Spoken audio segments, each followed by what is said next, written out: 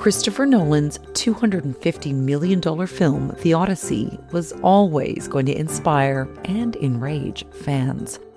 That's what you get when you take on one of the oldest surviving stories in history and refashioning the hero at its center for your own purposes.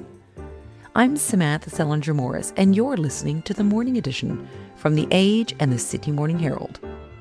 Today, Daniel Mendelsohn, editor-at-large for the New York Review of Books and a translator of The Odyssey, on what Christopher Nolan is trying to tell us with his version, and why it's provoked Elon Musk and Donald Trump Jr. It's July the 22nd.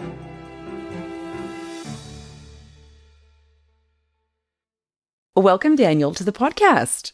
Thank you. Thanks for having me. First up, can you just briefly tell us the story of the Odyssey, and then perhaps your reflections on what it is about this epic poem? It's nearly 3,000 years old. Why do we keep coming back to it?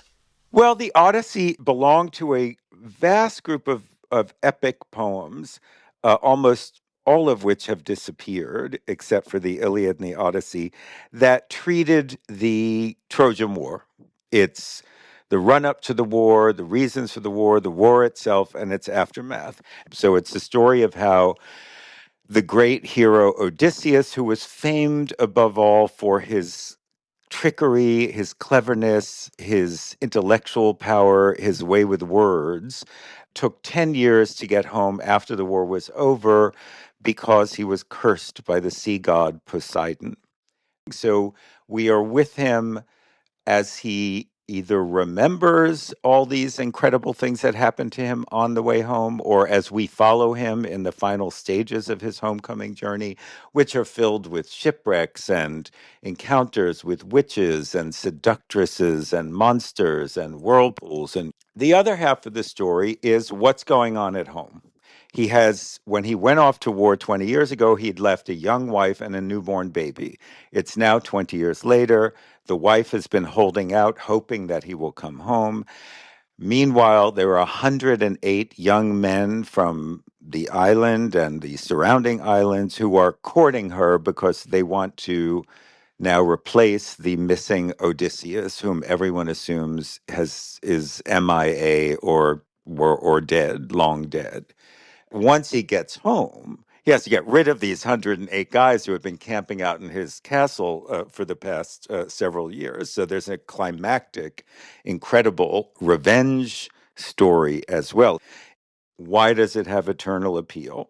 Everybody wants a little spice and adventure in their lives, but we also want a home, we want stable relationships, et cetera, et cetera. And the Odyssey sort of gives you both of these. It allows us to indulge our fantasies of adventure and encountering new kinds of things. But ultimately, it is the story of, there's no place like home.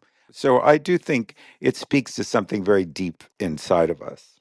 It's quite amazing. And you have written that over many years, other poets have taken Odysseus and sort of refashioned him for their own purposes. In Dante's Inferno, Odysseus, who's called Ulysses, is damned for deceitfulness and madly sails over the edge of the world. And then you've written that in the 19th century, Odysseus's perpetual restlessness made him a romantic hero.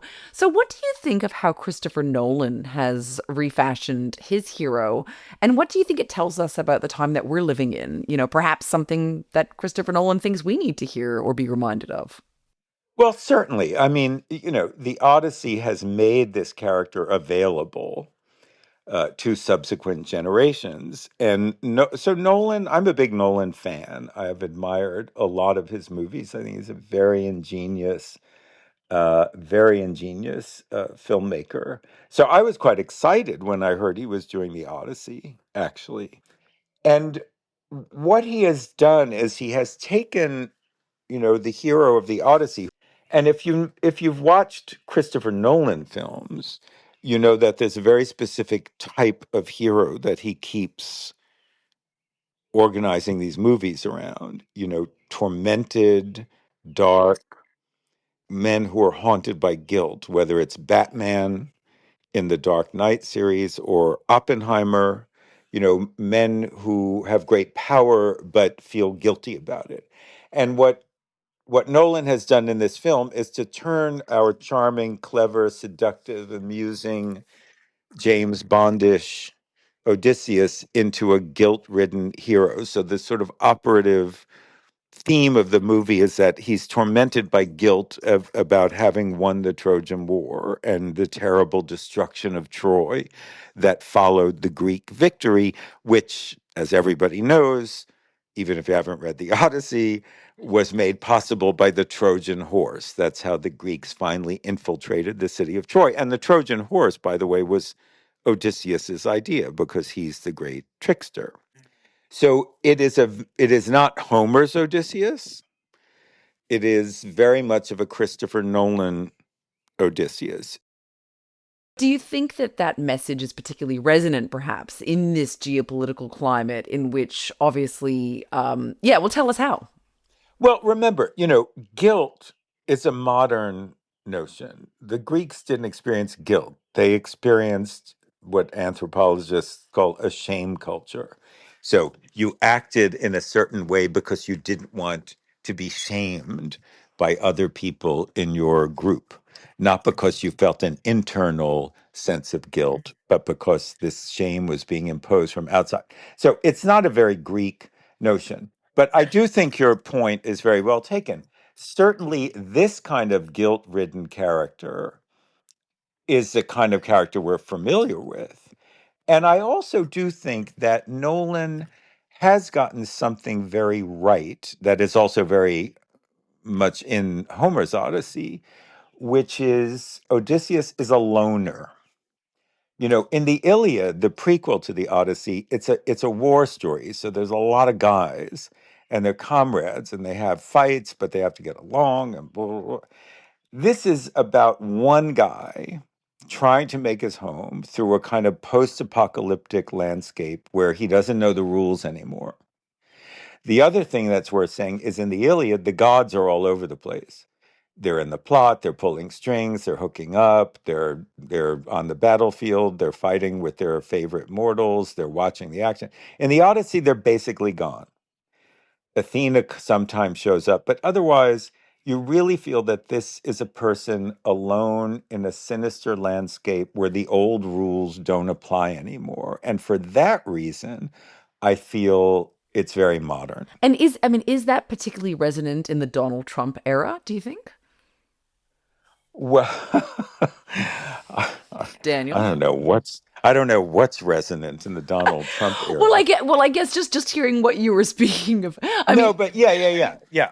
To be serious, I mean, I think the old rules don't apply anymore. We're in a strange landscape where we have to figure it out all for ourselves. So I definitely do think, there is. I always say there's something kind of post about the Odyssey, if that makes sense. We're in new territory, and we haven't yet figured it out. And in that sense, I do think it speaks to modern times. We're post, God knows, we're post everything. The old order, certainly the global geopolitical order, is falling apart. The order that was put in place after World War II is obviously disintegrating, largely thanks to our president. And certainly I would say also the sort of just the way people talk to each other, the rules of civil conversation have disappeared. Everything is now a free-for-all. And so I do think we identify with this sense that you get in the Odyssey of this guy doesn't know what the rules are. He's just making it up as he goes along. And that feels very modern, I think. after the break. Nobody in a contemporary, version of a Greek classic is going to look anything like these people look like, whether they're black, white, orange, or purple. And so if the only thing you care about is race, then that just says something about you.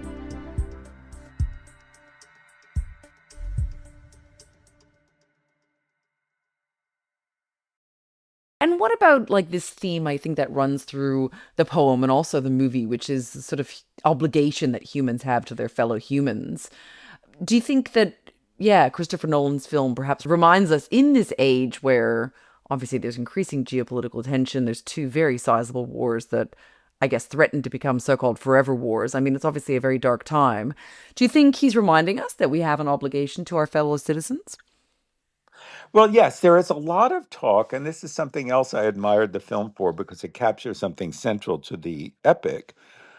There's a lot of talk of what they call Zeus's law.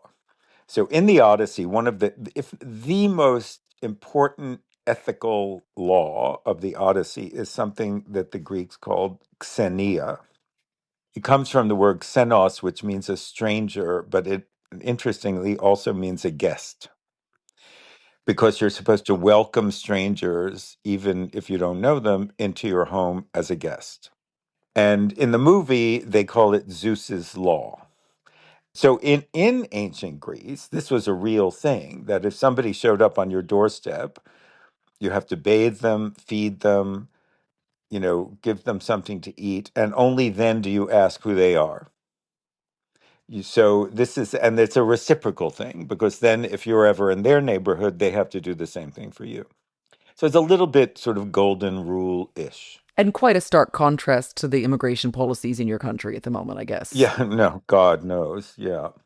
And so Nolan rightly harps on this all through the movie. So for example, the reason Odysseus, a lot of people are shocked by the end of Homer's Odyssey because Odysseus kills all 108 of these suitors who had been pursuing his wife. And the reason he kills them is not because they have offended him personally, because they've been trying to marry his wife, but because they have violated this principle by entering this guy's house uninvited and eating him out of house and home while he's away. It's a violation of this principle of xenia. And and Nolan is onto this and he keeps emphasizing it throughout the film in different ways. So I think in that sense, it does feel, to connect it to what you were saying before, a little like a reminder of the way that we need to treat each other. Because of course, as the Greeks knew, if you don't follow this law, which they held in the highest importance, Zeus himself will punish you. And in fact, in this movie, Nolan sort of twists the story a little bit, and he makes it's the Greeks who are guilty of violating this by having sent the Trojan horse into Troy, which they pretended was a gift to the Trojans, but of course contained this deadly ambush. So Nolan wants that famous story to be seen as a violation of this principle of guest hospitality. Interesting. It is interesting, but he's hip to the fact that this is important in the Odyssey, and he has found a way to sort of represent it. And I wanted to ask you about something you just wrote. You wrote an opinion piece for the New York Times about something of an outcry which erupted after it was revealed that the incredible actress Lupita Nyong'o was cast as Helen of Troy. We know that Elon Musk and Donald Trump Jr. have both lashed out against this, amongst others, particularly amongst, I guess, conservative circles. So I guess tell us a bit about the outcry and what that says, if anything, I guess, about the challenges of the time we're living in, perhaps. Yeah, I mean, I think so. What happened was, over the past year or so, Nolan has been dropping teaser trailers and, which have then excited tremendous amounts of comment. And one of the trailers revealed that as Helen of Troy, who of course is part of this story, he cast the Kenyan Mexican actress Lupita Nyong'o, who's an Academy Award winning actress. And the sort of right wing loonies went crazy and they said it was a desecration of this great Western, work of Western literature. And it was, I think Musk said it was pissing on Homer's grave and blah, blah, blah. And there were a lot of ugly racist comments that rose to the surface. And it launched a whole global, online social media sort of firestorm of, pros and cons, people defending Nolan for choosing an African looking actress to play Helen of Troy, the legendary beauty, and people, hating on him for it. as I tried to point out in my piece, I mean, first of all, this is 2026. The fact is, nobody in a contemporary, version of a Greek classic is going to look anything like these people look like, whether they're black, white, orange, or purple. And so, if the only thing you care about is race, then that just says something about you. Well, Daniel, it has been such a pleasure speaking with you. Thank you so much for your time. For me too. Thank you so much.